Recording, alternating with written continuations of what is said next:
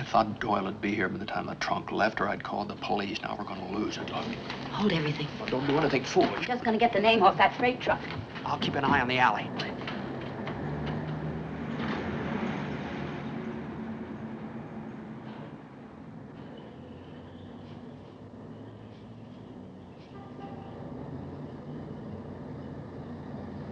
Long distance.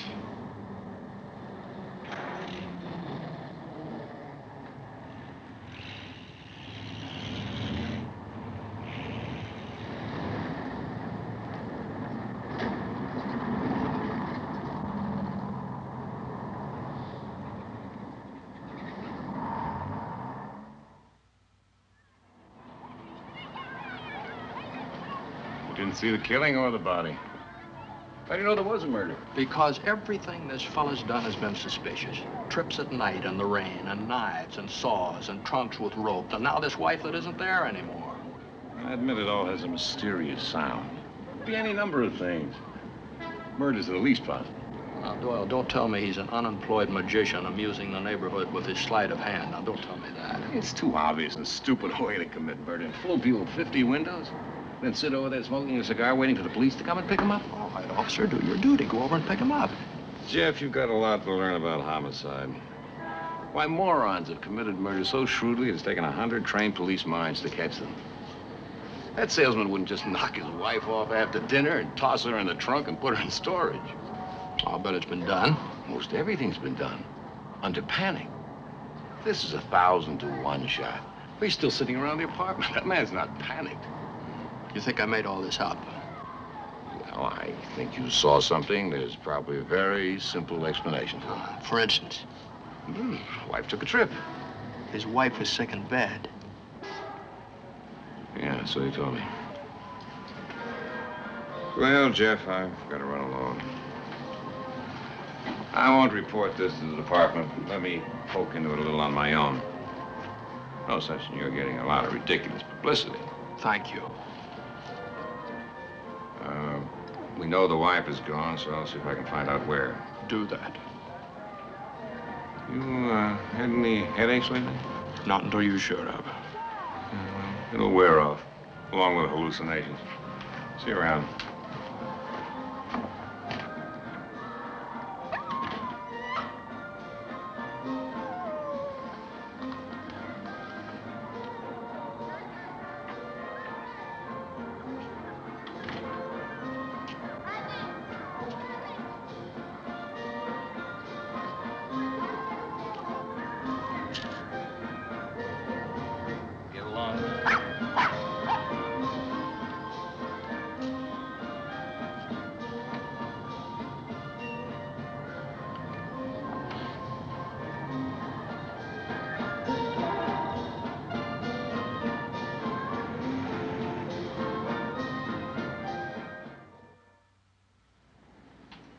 It's a 6 months lease.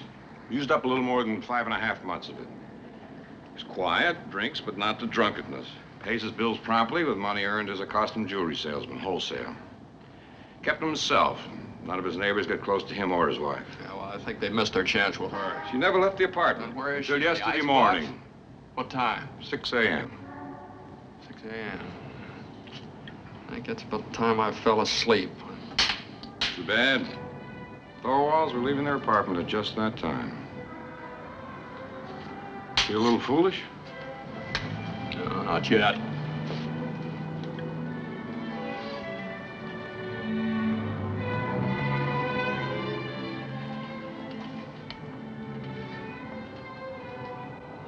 How's your wife? Oh, she's fine. Who said they left then? Who left where? The Thorwalds at 6 o'clock in the morning. Oh, the building superintendent and 2 tenants. Flat statements, no hesitation. They jived to the letter. Thorwald's on their way to the railroad station. Well, now, Tom, how could anybody possibly guess that? What, did they have signs on their luggage saying Grand Central or bust? The superintendent met Thorwald on his way back. Thorwald told him that he'd put his wife on a train to the country. I see. I see. This is a pretty convenient guy, the superintendent. Have you checked his bank statements lately? Huh? Well, what good's his information? It's a second-hand version of an unsupported story by the murderer himself, Thorwald. Now, did anybody actually see the wife get on the train? I hate to remind you, but this all started because you said she was murdered. Now, did anyone, including you, actually see her murdered?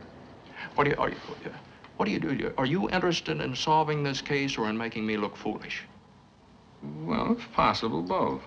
Well, then do a good job of it. Go over there and search Thorwald's apartment. It must be knee-deep in evidence.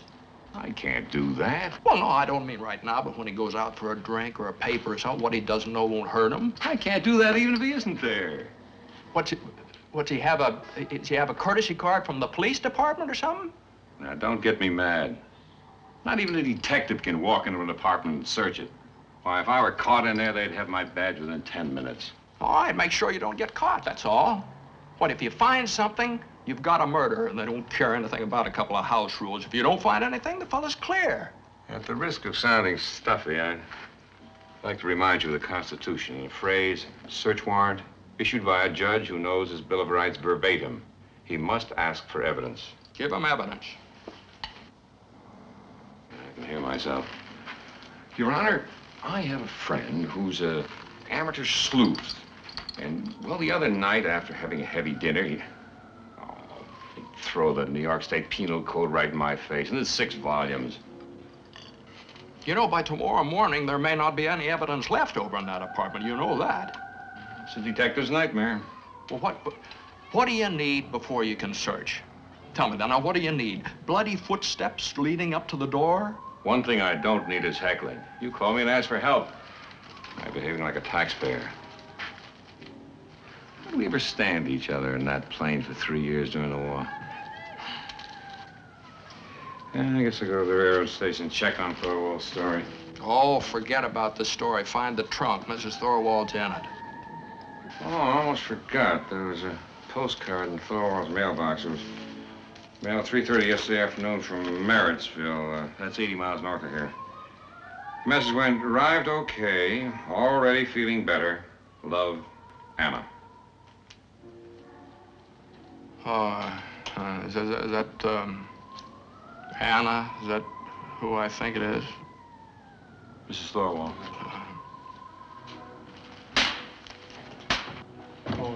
Anything you need, Jeff? Might send me a good detective.